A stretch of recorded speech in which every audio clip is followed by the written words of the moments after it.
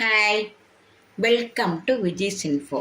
இன்றைக்கி நம்ம சூப்பரான நல்ல ரெஸ்டாரண்ட் ஸ்டைலில் ஒரு பெப்பர் மஷ்ரூம் செய்வோம்.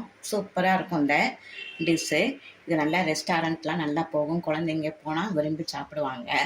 இந்த மஷ்ரூம் ஃப்ரை செமையாக இருக்கும். இதுக்கு தேவையான பொருட்கள்: மஷ்ரூமு ஒரு 100 கிராம் எடுத்து வச்சுருக்கேன். நல்லா ஃப்ரெஷ்ஷாக கொஞ்சம் மைதா போட்டு கழுவுனீங்கன்னா நல்லா மேலே உள்ள அழுக்கெல்லாம் போய் செமையாகிடும். நல்லா வெள்ளை வெள்ளைன்னு ஆகிடும். ஒரு பெரிய வெங்காயம் பொடியாக கட் பண்ணி வச்சுருக்கேன். ஒரு அரை தக்காளி தான், இதில் கொஞ்சமாக போட்டால் போதும். அரை தக்காளி கட் பண்ணி வச்சுருக்கேன்.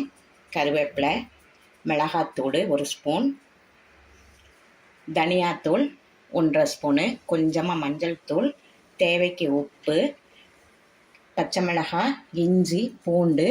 இதை நம்ம ஃப்ரெஷ்ஷாக இடிச்சிக்கலாம், அப்போ தான் நல்லா டேஸ்ட்டாக இருக்கும். அதே மாதிரி மிளகு பொடியை போட்டால் நல்லா தான் இருக்கும். அதை விட நான் ஃப்ரெஷ்ஷாக இதை பொடி பண்ண போகிறேன், அப்போ ரொம்ப டேஸ்ட்டாக இருக்கும்.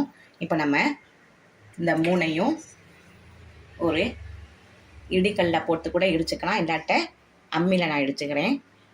அம்மியில் நான் இப்போ இடிச்சிட்டு வரேன். நான் இப்போ கிச்சன் திண்டுலேயே ஒரு சின்ன அம்மி வச்சுருக்கேன்.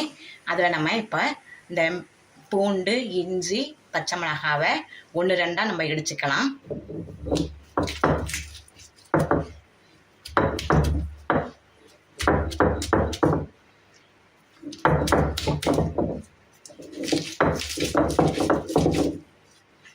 இந்த பாருங்க, 1-2 நல்லா அழகாக இடிச்சாச்சு. இப்படி ஒரு சின்ன அம்மி அடுப்பு பக்கத்தில் போட்டிங்கன்னா டீ, இஞ்சி தட்டதுக்கும் எல்லாத்துக்கும் ரசத்துக்கு பொடி பண்ணதுக்கெலாம் ரொம்ப நல்லாயிருக்கும். நம்ம இதை எடுத்துருவோம். அதே மாதிரி மிளகு எடுத்து வச்சுருக்கேன் இல்லையா, மிளகும் இதே மாதிரி பொடி பண்ணிடலாம். இப்போ இந்த மிளகையும் 1-2 நம்ம பொடி பண்ணிடுவோம். ஒரு 2 தட்டு தட்டுனா போதும், ரொம்ப பொடியாக வேண்டாம். கடையில் வைக்கிறது ரொம்ப பொடியாக இருக்கும், நல்லா இருக்காது. இதே மாதிரி 1-2 தட்டி போட்டிங்கன்னா ஃப்ளேவர் சூப்பராக இருக்கும். அவ்வளோதான், போதும். இந்த பாருங்கள், 1-2 தட்டியாச்சு. நல்லா நுணுங்கிருச்சு. ரொம்ப நுணுங்காமல் 1-2 தட்டி எடுத்துக்குவோம். இப்போ ஸ்டவ் பற்ற வச்சு அதோட கடாயி நல்லா சூடான பிறகு தேங்காய் எண்ணெய் விட்டுருக்கேன். தேங்காய் எண்ணெய் செம்ம டேஸ்ட்டாக இருக்கும். உங்களுக்கு எந்த ஆயில் பிடிக்குதோ அந்த ஆயில் விட்டுக்குங்க. நான் தேங்காய் எண்ணெய் விட்டுருக்கேன். எண்ணெய் கொஞ்சம் காஞ்ச உடனே பெருஞ்சீரகம் போட்டுக்கலாம். சோம்பு வெடித்த உடனே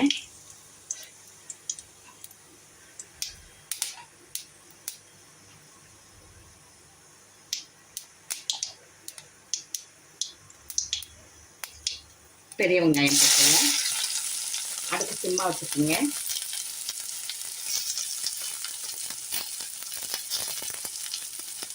இது கொஞ்சம் வதங்கட்டும். வெங்காயம் வதங்குற டைமில் நம்ம இப்போ காளானை உங்களுக்கு வேண்டிய சைஸில் கட் பண்ணி வச்சுக்கோங்க. நிதானமாக, ரொம்பையும் பொடி இல்லாமல் ரொம்பையும் பெருசாக இல்லாமல் மீடியம் சைஸில் கட் பண்ணி வச்சுக்கலாம். இது நல்ல ஹை ப்ரோட்டீன் உள்ளது, செம்ம உடம்புக்கு நல்லது. இதை வீக்லி 1 டைமாவது நீங்கள் சேர்த்துக்குங்க. குழந்தைங்கலேருந்து பெரியவங்க வரையில் ரொம்ப உடம்புக்கு நல்லதுனால இதை கட்டாயமாக நீங்கள் சேர்த்துக்கணும்.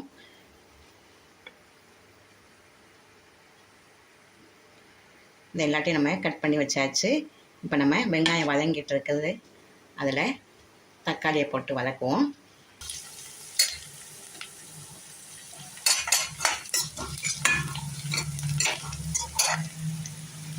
இதில் நம்ம கட் பண்ணி வச்சுருக்கிற தக்காளியும் போட்டுடலாம். தக்காளி கொஞ்சமாக போடுங்க, போதும்.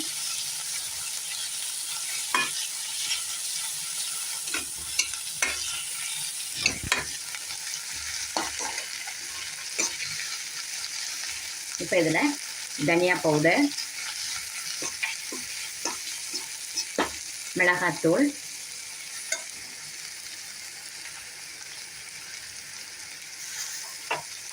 மஞ்சள், உப்பு கொஞ்சமாக சேர்த்துக்குங்க. நம்ம காளான் தண்ணி விட்டு வரும், கம்மியாயிரும் வதக்கிறப்ப, அதனால் கொஞ்சமாக போட்டுக்குங்க. பிறகு டேஸ்ட்டு பார்த்து நம்ம சேர்த்துக்கலாம் உப்பு. இப்போ கட் பண்ணி வச்சுருக்கிறேன் காளானை போட்டுடலாம்.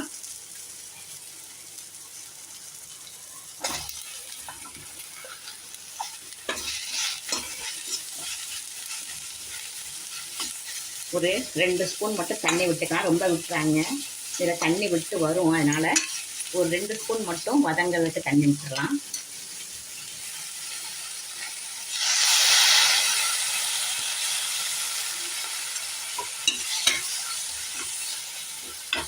ஒரு 2 நிமிஷம் வதங்கட்டும், சீக்கிரம் வதங்கிடும். இப்போ மஷ்ரூம்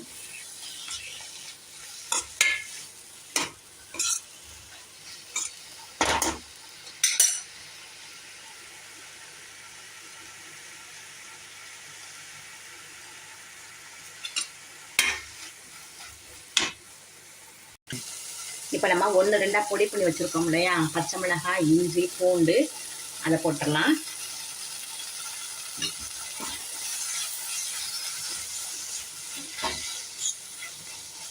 ஒரு 2 நிமிஷம் மூடி போட்டு நல்லா வதங்கட்டும். பாருங்கள், நான் இப்போ 2 ஸ்பூன் கூட தண்ணி விடலை. அந்த காளானில் உள்ள தண்ணி நல்லா பிரிஞ்சு எவ்வளோ கிரேவி மாதிரி ஆயிடுச்சு பாருங்கள். அதான் கொஞ்சமாக தண்ணி விட்டுக்குங்க. இப்போ நம்ம பொடி பண்ணி வச்சுருக்கிற 1-2 பொடி பண்ணி வச்சுருக்கோம்ல பெப்பர், அதை போட்டுடலாம். நல்லா கொஞ்சம் ஜாஸ்தியாகவே போட்டிருக்கேன் பெப்பர் மசாலானால். பாருங்கள், குழந்தைங்க சாப்பிட்ற மாதிரி இருந்தாலும் கொஞ்சம் கம்மியாக போட்டுக்குங்க.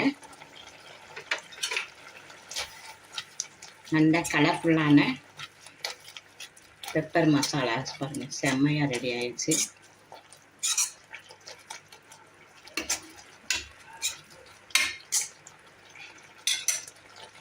இது கொஞ்சம் வத்தன்னா வத்திக்கலாம், இல்லாட்டி நீங்கள் கிரேவி மாதிரி வேணும்னா இப்படியே எடுத்துடலாம். நான் கொஞ்சம் தண்ணி வத்துற மாதிரி எடுத்துக்கிறேன்.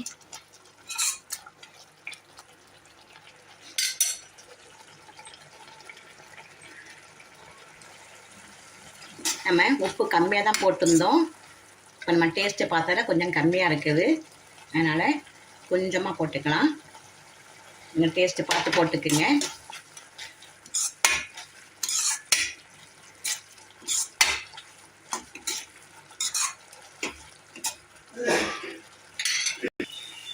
நல்லா தண்ணிலாம் வற்றி நல்ல கிரேவியிலேருந்து கொஞ்சம் கெட்டியாக இருக்குது.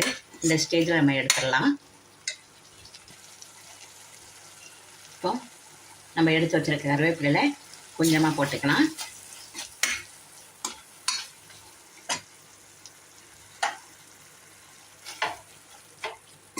சூப்பரான காளான் பெப்பர் ஃப்ரை ரெடி ஆகிடுச்சு பாருங்கள். பார்க்குறப்பவே எவ்வளோ அழகாக இருக்குதுன்னு பாருங்கள். இதை நீங்கள் கட்டாயமாக செஞ்சு பாருங்கள், செம்ம டேஸ்ட்டாக இருக்கும். நல்லா உடம்புக்கும் நல்லது, செய்கிறது ரொம்ப கஷ்டமே இல்லை. நீங்கள் ஃப்ரெஷ்ஷாக பச்சை மிளகாயும் இஞ்சியும் பூண்டும் நல்லா இடித்து போட்டு மிளகும் நல்லா அப்போவே ஃப்ரெஷ்ஷாக இடித்து போட்டிங்கன்னா ரொம்ப டேஸ்ட்டாக இருக்கும். இந்த ரெசிபி உங்களுக்கு கட்டாயமாக பிடிச்சிருக்கும். பிடிச்சிருந்தால் லைக் பண்ணுங்கள், ஷேர் பண்ணுங்கள், சப்ஸ்கிரைப் பண்ணுங்கள், பெல் ஐக்கானை தட்டி விடுங்க. மற்றும் ஒரு நல்ல ரெசிபியை உங்களை சந்திக்கிறேன். பாய்.